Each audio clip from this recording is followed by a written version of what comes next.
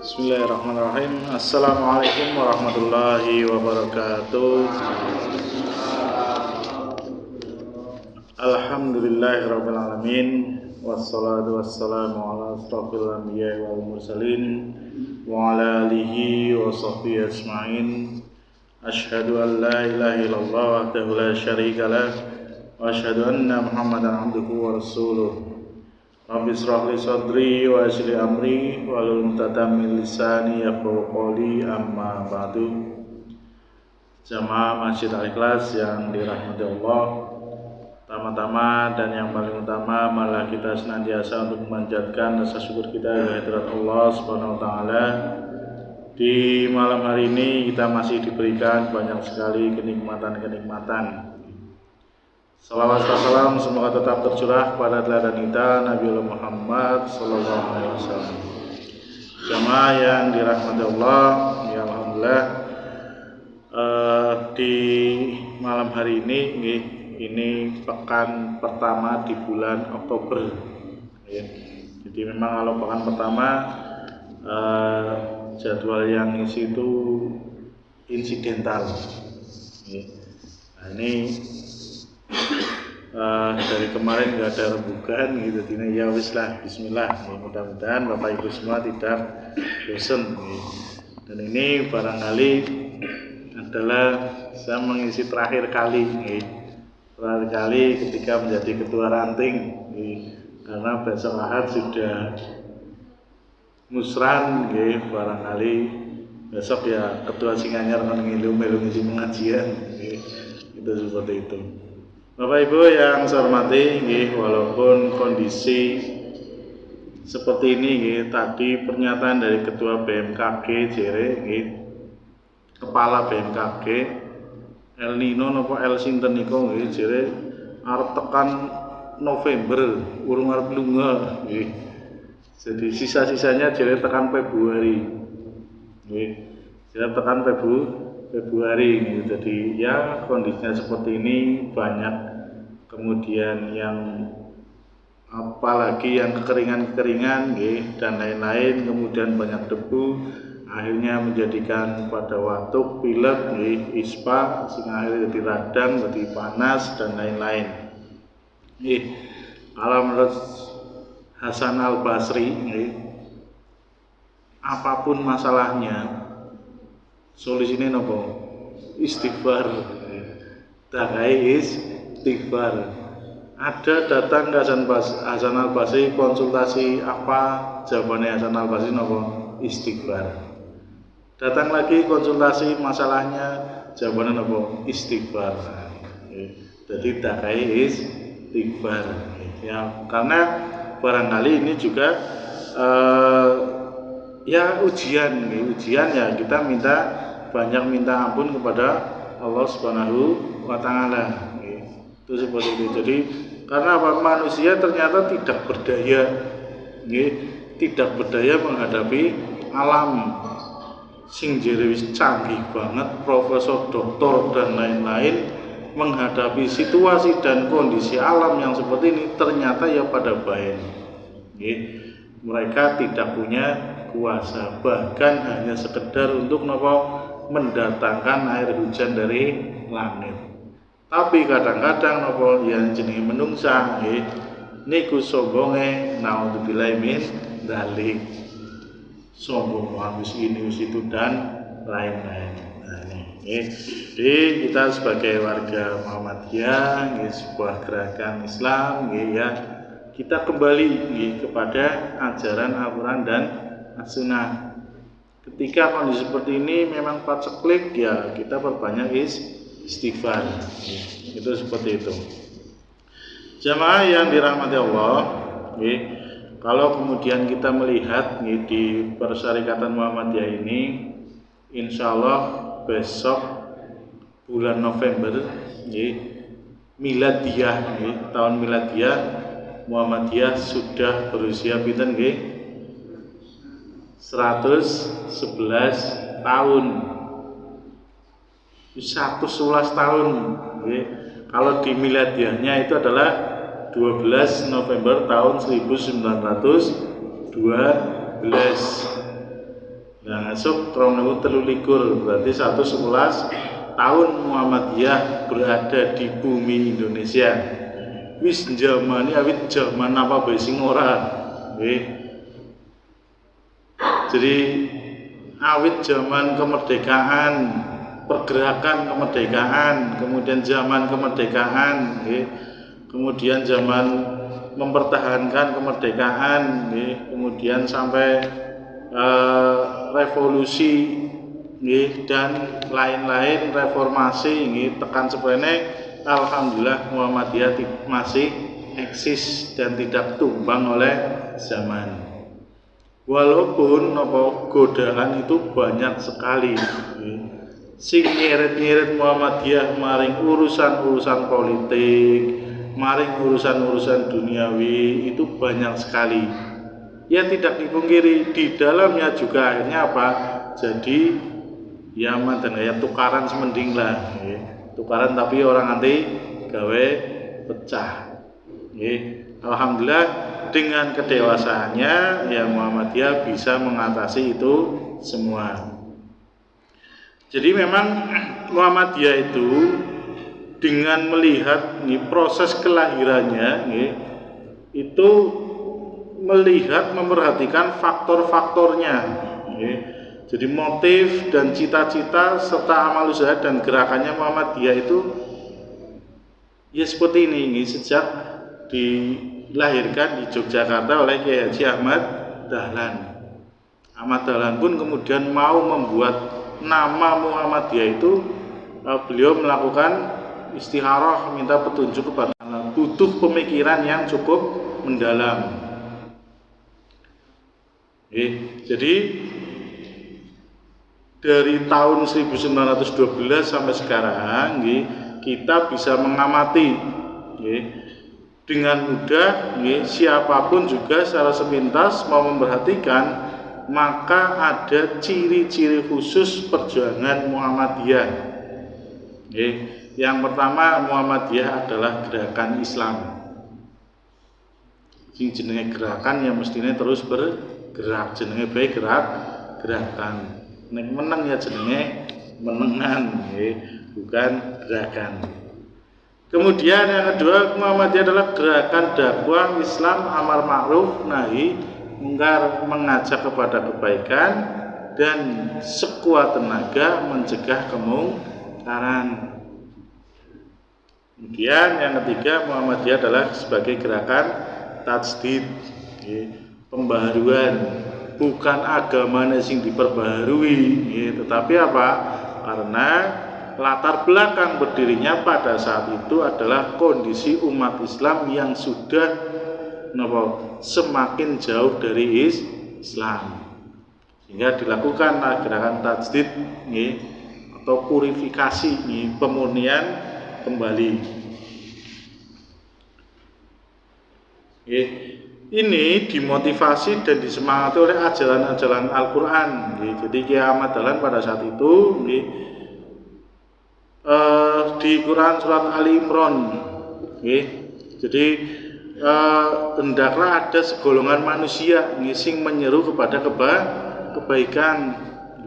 Nah, segolongan ini kalau tidak diorganisir, maka kemudian apa? Akan menjadi bercerai-berai. Gitu. Jadi dari dasar itulah kemudian Kiai Ahmad Dahlan telah melahirkan sebuah amalan nyata, yaitu mendirikan organisasi Muhammadiyah ini. Itu berawal dari inspirasi dari Al-Quran. Sehingga apa? Apapun aktivitas Muhammadiyah, maka karena itu tadi adalah gerakan Islam, maka sumbernya adalah ajaran agama Islam. Dan endingnya ini adalah terwujudnya, wujud nyata dapat dihayati, dirasakan bahwa Islam itu sebagai rahmatan lil alamin.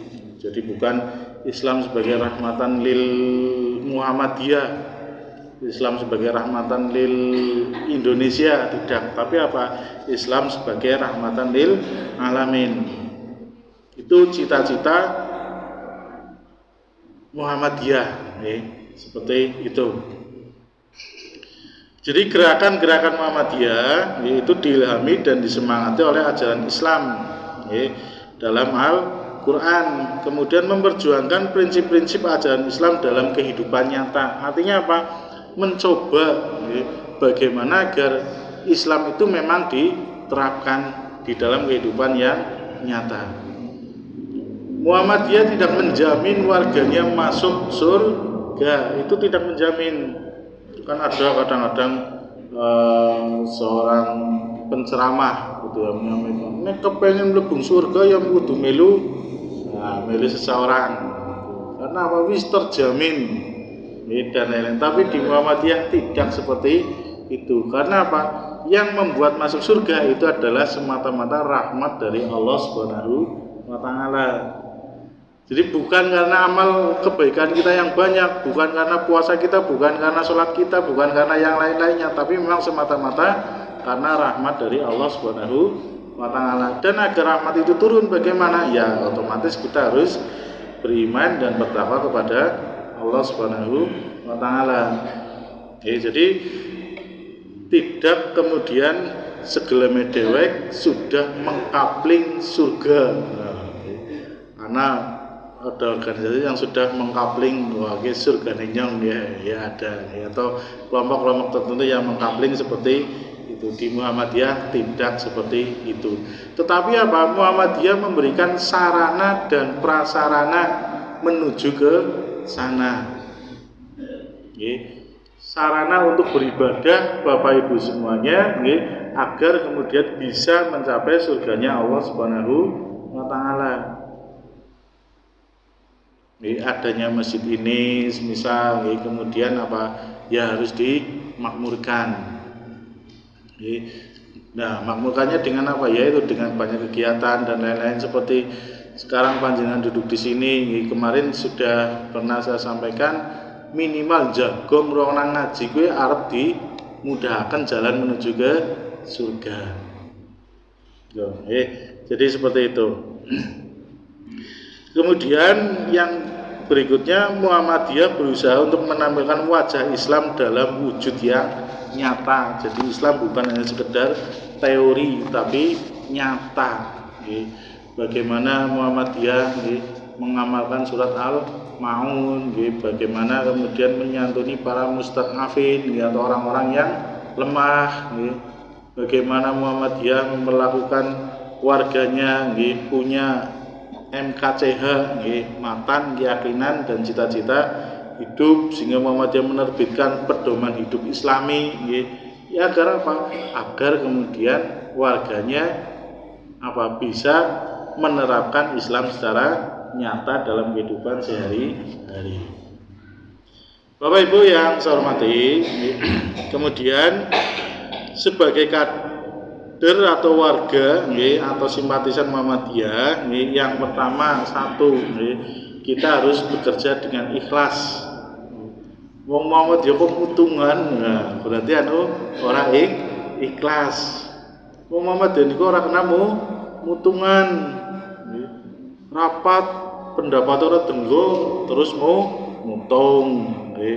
Kemudian anak apa-apa mutung. Nah, itu tidak seperti itu. Berarti apa? Dia bekerja dengan tidak ikhlas. Ikhlas hanya mengharap ridho dari Allah Subhanahu wa taala. Semua unsur pimpinan Muhammadiyah jarang kemudian yang digaji. Tidak ada gaji secara khusus. Itu tidak ada. Jadi bekerja dengan ikhlas hanya semata-mata mengharap ridho dari Allah Subhanahu wa taala. Yang tentunya ya tetap sesuai dengan aturan-aturan yang ada, karena di Muhammadiyah juga ada aturan-aturan yang ada. Jadi sesuai dengan aturan, tidak melenceng dengan aturan. Yang melenceng demutna ya yang pancen anggone demutna, jadi tidak boleh untung seperti itu. Kemudian yang kedua adalah bekerja dengan keras. Jika tidak serius, maka hasilnya akan menjadi tidak maksimal. KPKP mau perlu diusahakan, KPKP mau perlu diupayakan. serius, melakukannya dengan serius, dengan bekerja keras, sehingga apa? Harapan bisa tercapai, cita-cita bisa terwujud, itu seperti itu. Kemudian yang ketiga, ingat dengan yang di atas, bekerja dengan ikhlas, bekerja dengan keras, ingat dengan yang di atas. Maksudnya ingat dengan yang di atas adalah ingat kepada Allah Subhanahu wa Ta'ala. Ada sering istilah Gusti Allah mboten sare. Artinya apa? Allah akan senantiasa mencatat amal baik dan amal buruk kita. Jadi ketika kita ingin mendapatkan sesuatu yang baik, ganjaran yang baik, maka apa? Kita juga harus berbuat baik. Emut karo Gusti Allah, sehingga apa? Itu akan selalu membimbing kita berada di jalan yang benar. Bekerja dengan bersungguh-sungguh. Kemudian berikutnya adalah apa? Memiliki jaringan yang luas. Jadi kita tidak pernah kemudian dengan sengaja membuat orang lain menjadi musuh Muhammadiyah. Sengaja nantang-nantang, sengaja ini itu dan lain-lain, itu tidak pernah. Tapi apa? Bagaimana kita membentuk jaringan-jaringan yang luas agar apa? Semuanya bisa terkena dakwah Muhammadiyah. Semuanya bisa ikut berperan serta dalam berjuang di Muhammadiyah, dan semuanya bisa merasakan atau bisa menerapkan Islam yang nyata dengan dengan jalan di berjuang di Muhammadiyah. Jaringan yang luas dari pengusaha, dari birokrat, dari yang lain-lainnya, itu seperti itu. Kemudian yang keenam, ini bekerja dengan cerdas, smart, bahasa sekarang itu smart, cere. Kerja dengan cerdas, ini bukan dengan otot lagi, tapi kerja dengan cerdas. Bagaimana kemudian mensiasati hal-hal yang ada, Muhammadiyah diharapkan bisa tampil memberikan sebuah solusi, bukan malah menambah permasalahan yang ada, tapi harus menjadi solusi di masyarakat. Kemudian yang terakhir adalah bekerja dengan tuntas. Kerja nyambet gawe di rampungna, jangan sampai kemudian kerja nanggung ora ikhlas terus jadi mutung. Nek ora mutung akhirnya jadi pegawainya ora tuntas. Gitu. Ya memang jadi kader atau warga Muhammadiyah itu berat.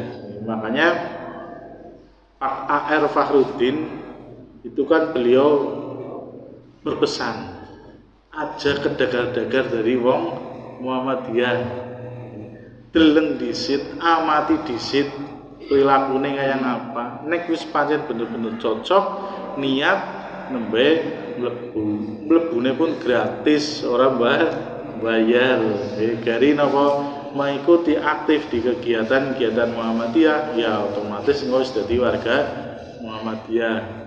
Kalau hanya sekedar NBM, nomor baku Muhammadiyah tercatat KTA, itu akeh banget. Banyak sekali yang kemudian hanya asal seperti itu. Karena apa? Nggo syarat jere. Karena apa?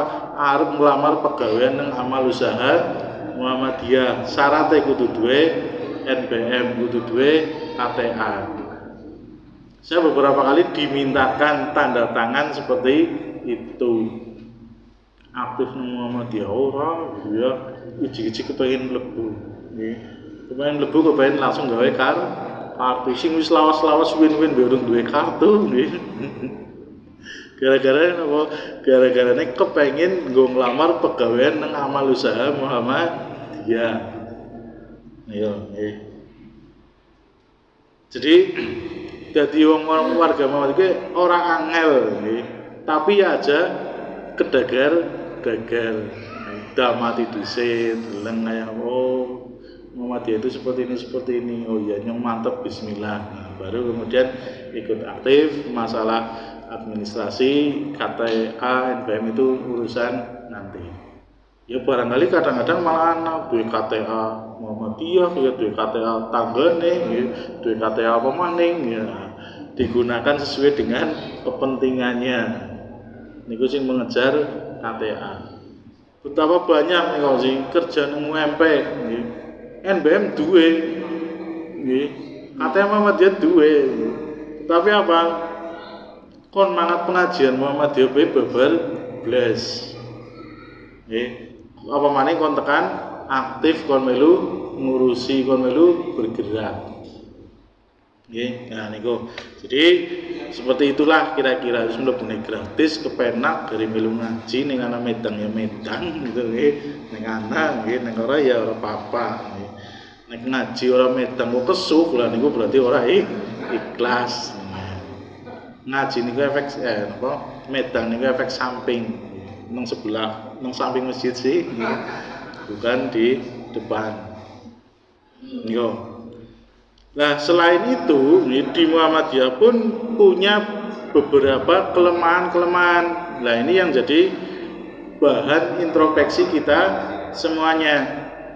Apalagi besok ini yang pengurusan yang baru hasil dari musran, gitu. Barangkali ini beberapa kelemahan-kelemahan yang ada di Muhammadiyah yang harus diatasi. Yang pertama, lemah di kualitas SDM.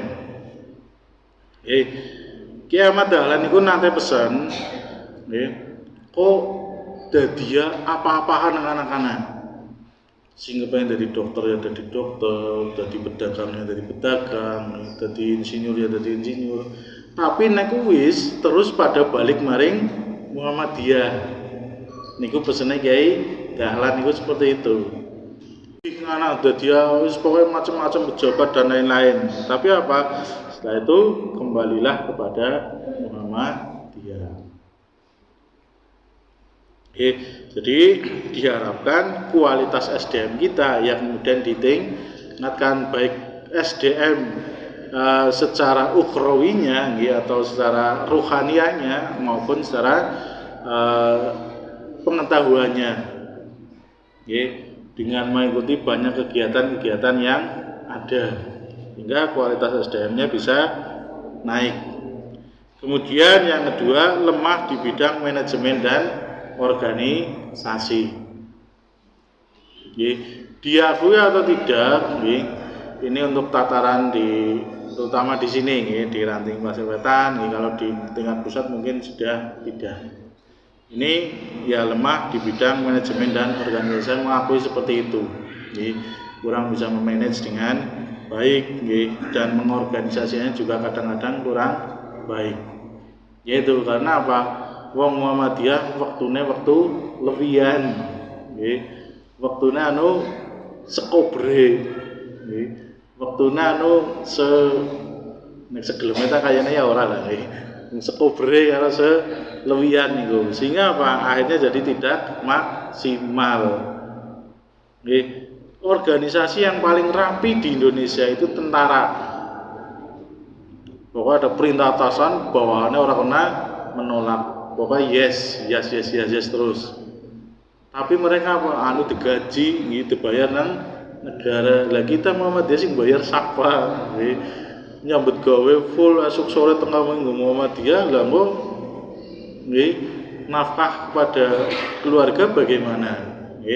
Kemudian urusan-urusan keluarga bagaimana? Kalau pemerintahan dan lain-lain mereka rapi karena apa? Ya harus dibayar sehingga apa? Ya memang dibayar kok mikirnya seperti itu. Ning Muhammadiyah napa bayarannya sekarang Gusti Allah gitu. Dadi ora langsung, dadi cokan mandan awang-awangan nggih.